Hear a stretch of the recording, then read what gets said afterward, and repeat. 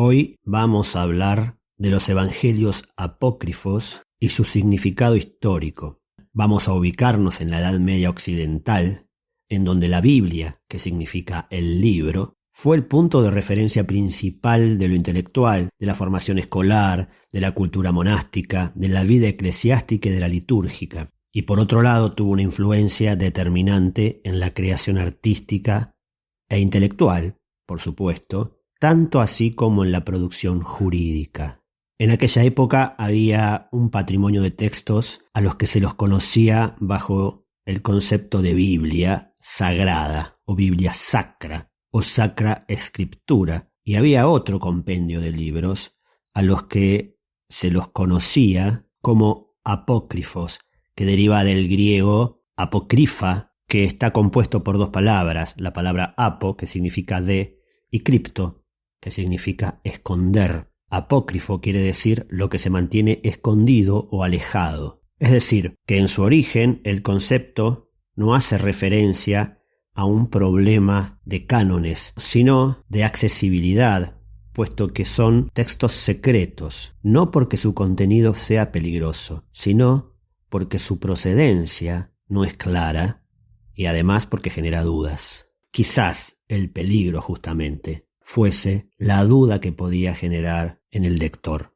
En la Edad Media se hacía diferencia entre lo que sería un apócrifo total y un apócrifo parcial. Y si bien se había decretado que no se podían leer en público, sí se podían leer de forma privada. Y algunos de ellos tuvieron gran influencia en la Edad Media, como por ejemplo el Evangelio de Nicodemo, que describe esmeradamente la visita de Jesús a los infiernos, o el Evangelio del Pseudo Mateo, que habla del nacimiento de la Virgen María. En la Baja Edad Media, Vicente de Beauvais, que es el más importante de los enciclopedistas de aquella época, escribe una apología de los apócrifos, lo que va a inspirar en toda Europa, de manera popular, en las leyendas de santos que llegan hasta nuestros días.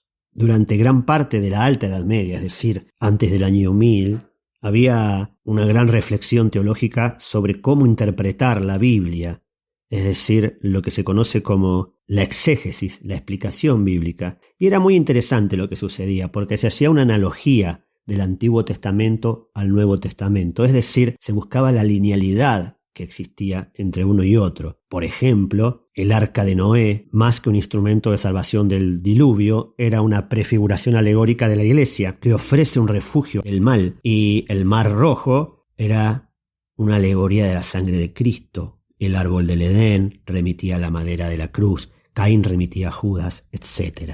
Lo interesante aquí es que había un estudio profundo e intelectual que se derramaba en la vida cotidiana en una etapa en donde se nos sugiere a través de películas, de escritos e incluso de libros de historia que era una etapa de gran ignorancia. Sin embargo, era una etapa de estudio y de interioridad muy profunda y donde había grandes discusiones intelectuales. Me despido con una frase de Umberto Eco, que ha sido uno de los grandes investigadores de la Edad Media, que dice así: los libros no están hechos para que uno crea en ellos, sino para ser sometidos a investigación.